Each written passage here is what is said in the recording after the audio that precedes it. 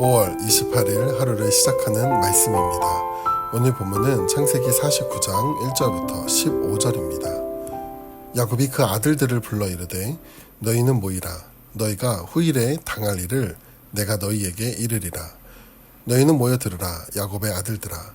너희 아버지 이스라엘에게 들을지어다. 르우벤아, 너는 내 장자요 내 능력이요 내 기력의 시작이라. 유풍이 월등하고 권능이 탁월하다마는 물의 끓음 같았은즉 너는 탁월하지 못하리니 내가 아버지의 침상에 올라 더럽혔음이로다. 그가 내 침상에 올랐었도다. 시므온과 레위는 형제요 그들의 칼은 폭력의 도구로다. 내 호나 그들의 모의에 상관하지 말지어다. 내 영광아 그들의 집회에 참여하지 말지어다. 그들이 그들의 분노대로 사람을 죽이고 그들의 혈기대로 소의 발목 힘줄을 끊었음이로다. 그 노여움이 혹독하니 저주를 받을 것이요 분기가 맹렬하니 저주를 받을 것이라. 내가 그들을 야곱 중에서 나누며 이스라엘 중에서 흩으리로다. 유다야, 너는 내 형제의 찬송이 될지라. 내 손이 내 원수의 목을 잡을 것이요 내 아버지 아들들이 내 앞에 절하리로다. 유다는 사자 새끼로다. 내 아들아, 너는 움킨 것을 찢고 올라갔도다. 그가 엎드리고 웅크림이 숫사자 같고 암사자 같으니 누가 그를 범할 수 있으랴. 규가 유다를 떠나지 아니하며 통치자의 지팡이가 그 발 사이에서 떠나지 아니하기를 실로가 오시기까지 이르리니 그에게 모든 백성이 복종하리로다. 그의 나귀를 포도나무에 매며 그의 암나귀 새끼를 아름다운 포도나무에 맬 것이며 또 그 옷을 포도주에 빨며 그의 복장을 포도즙에 빨리로다. 그의 눈은 포도주로 인하여 붉겠고 그의 이는 우유로 말미암아 희리로다. 스불론은 해변에 거주하리니 그곳은 배 매는 해변이라. 그의 경계가 시돈까지로다. 이사갈은 양의 우리 사이에 꿇어 앉은 건장한 나귀로다. 그는 쉴 곳을 보고 좋게 여기며 토지를 보고 아름답게 여기고 어깨를 내려 짐을 메고 앞제 아래에서 섬기리로다. 아멘. 오늘 본문의 앞장에서는 야곱이 그의 생애의 마지막 순간에 요셉을 불러 하나님의 언약을 다시 확인하고 요셉의 두 아들 에브라임과 므낫세를 자신의 아들로 입양하는 모습 가운데 아브라함으로부터 이어지는 하나님의 축복이 영적인 장자인 요셉을 통해 그 아들들에게 흘러감을 살펴보았습니다. 이어서 오늘 본문에서는 이제 생의 마지막을 앞두고 있는 야곱이 자신의 12아들을 모두 불러 마지막 말을 남기는 장면을 기록하고 있는데, 이는 단순 유언이 아닌 하나님의 계시를 따라 선포되는 예언적 축복이었으며 동시에 각 아들들의 삶에 대한 하나님의 평가를 기록하고 있는데 1, 2절을 보면 이렇게 시작을 합니다. 야곱이 그 아들들을 불러 이르되 너희는 모이라. 너희가 후일에 당할 일을 내가 너희에게 이르리라. 너희는 모여 들으라. 야곱의 아들들아 너희 아버지 이스라엘에게 들을지어다. 먼저 1절을 보면 후일이라는 단어가 나오는데 원어 뜻을 보면 결말 또는 마지막 결과라는 의미를 갖습니다. 야곱은 아들들에게 지금까지의 삶의 과정이 아닌 그 삶이 만들어낸 결과를 말하려고 한 것이죠.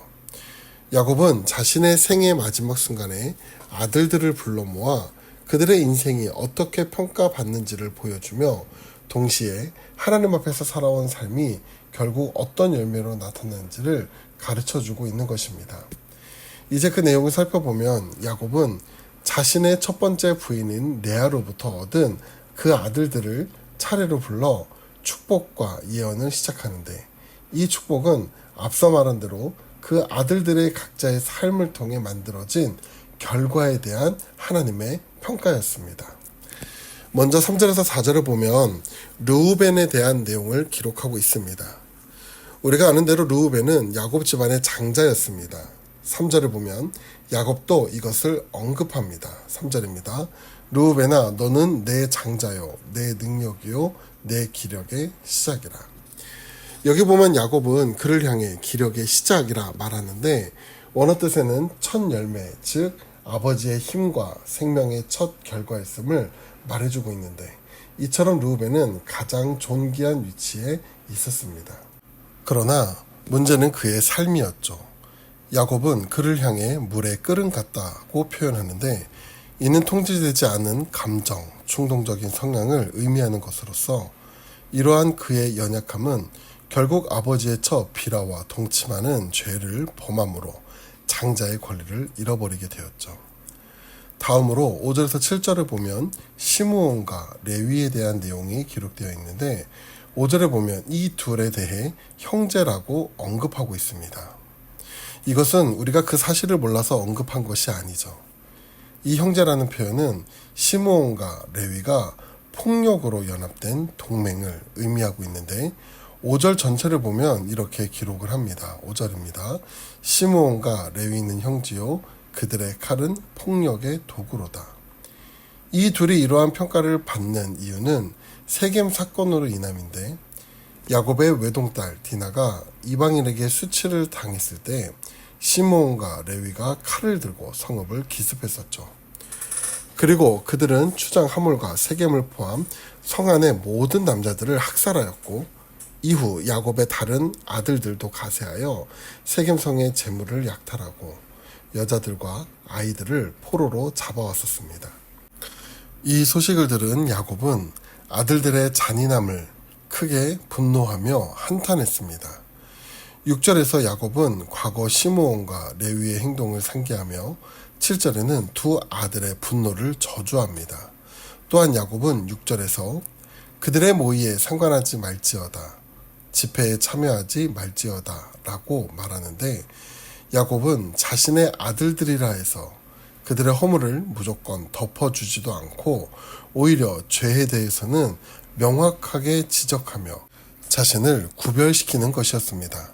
또한 7절에 보면 두 아들의 분노에 대한 저주의 결말은 결국 흩어짐이었는데 시므온 지파는 훗날 유다 지파에 흡수되고 레위 지파는 땅을 기업으로 받지 못하고 온 이스라엘에 흩어지게 됩니다.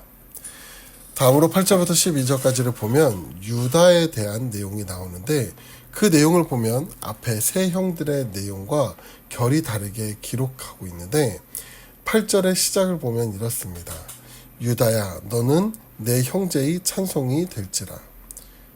유다라는 이름의 뜻을 보면 찬송 또는 찬양이라는 의미를 갖고 있습니다. 야곱은 이 이름을 활용해 너는 이름 그대로 모든 형제에게 찬사를 받고 칭송을 받는 존재가 될 것이라고 예언하고 있는 것이죠. 사실 유다 또한 완벽한 사람은 아니었습니다. 유다 또한 많은 죄를 지었던 사람이었죠. 그럼에도 유다가 축복을 받은 이유는 무엇일까요? 그것은 다름 아닌 철저한 회개였습니다. 유다는 동생 요셉을 노예로 팔아 넘기기도 했으며 가나안 여인과 결혼하고 그 문화에 동화되어 살아갔을 뿐 아니라 며느리 다말과 동침하는 죄의 모습들을 가졌었습니다. 그러나 과거의 죄를 철저히 회개하고 형제를 위해 희생했던 유다는 결국 형제들의 실질적인 지도자가 되어 칭송을 받게 되죠. 뿐만 아니라 야곱은 유다를 향해 사자새끼라는 표현을 사용하는데 이는 힘과 권력을 상징하며 또 10절에서는 규와 통치자의 지팡이가 떠나지 않을 것이라 말하는데 이는 권력의 상징물로서 이스라엘을 다스리는 왕의 혈통이 대대로 유다 지파에서 나올 것이라는 것을 확증해주며 결국 유다 혈통을 통해 진정한 왕이신 예수 그리스도가 오실 것을 예언합니다.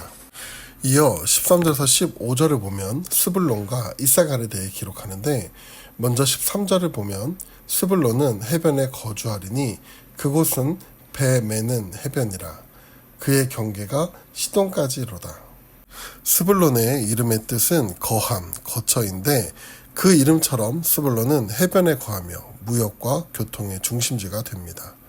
이러한 스불론 지파의 땅은 후에 예수님 시대에 와서는 복음 사역의 시작점이 되기도 하죠. 구약에서는 물질적 무역의 중심지였던 곳이 신약에서는 생명의 복음이 전파되는 영적 중심지로 쓰임받게 된 것입니다. 또 14절을 보면 이사갈에 대해 이렇게 기록을 합니다. 이사갈은 양의 우리 사이에 꿇어앉은 건장한 나귀로다. 당시 나귀는 인내심이 강한 동물이었는데 이사갈을 건강한 나귀로 표현한 것은 육체적으로 힘들고 고된 노동을 견뎌낼 수 있는 성실함과 강인함을 가졌음을 보여주고 있는 것입니다. 그런데 훗날 이사갈 지파는 이스라엘에서 가장 곡창지대로 꼽히는 이스라엘 평화를 분배받았고 풍요를 누렸지만 결국 가나안 원주민들의 압제를 받을 때 싸우기보다는 조공을 바치고 종노릇을 하는 타협적인 모습을 보이게 되죠. 타고난 능력과 좋은 환경을 가졌을지라도 영적인 긴장감을 잃고 육신적인 안락함에만 안주하면 결국 환경의 노예가 될 수 있음을 경고합니다.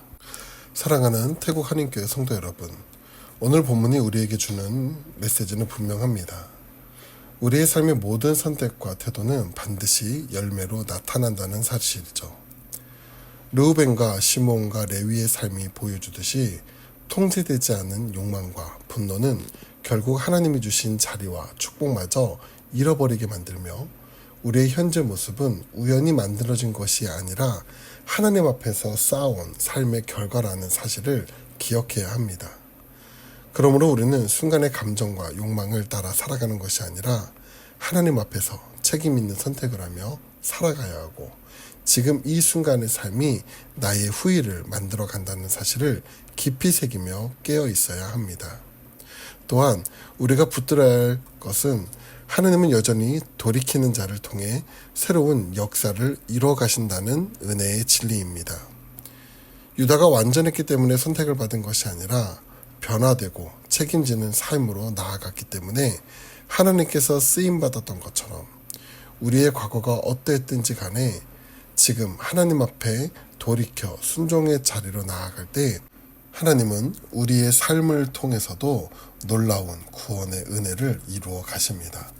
그러므로 우리는 과거에 머무르지 말고 오늘 하나님 앞에서 다시 서야 하며 우리의 삶의 주권을 주님께 맡기고 그분의 통치 아래 살아가는 결단이 필요합니다. 오늘 그 결단을 우리의 삶 가운데 세워가는 하루 되시기를 간절히 바랍니다. 기도하겠습니다. 은혜가 풍성하신 하나님, 오늘 말씀을 통해 우리의 삶을 돌아보게 됩니다. 우리의 선택과 삶의 태도가 결국 열매로 나타난다는 사실을 기억하게 하시고 순간의 감정과 욕망이 아니라 하나님을 경외하는 마음으로 살아가게 하여 주시옵소서. 또한 우리의 연약함과 허물에도 불구하고 돌이키는 자를 붙드시고 새롭게 사용하시는 주님의 은혜를 붙들게 하여 주시옵소서. 오늘 하루도 내 힘이 아닌 하나님의 주권을 의지하며 살아가는 하루 되게 하실 줄 믿으며 감사드리며 예수님의 이름으로 기도드립니다. 아멘.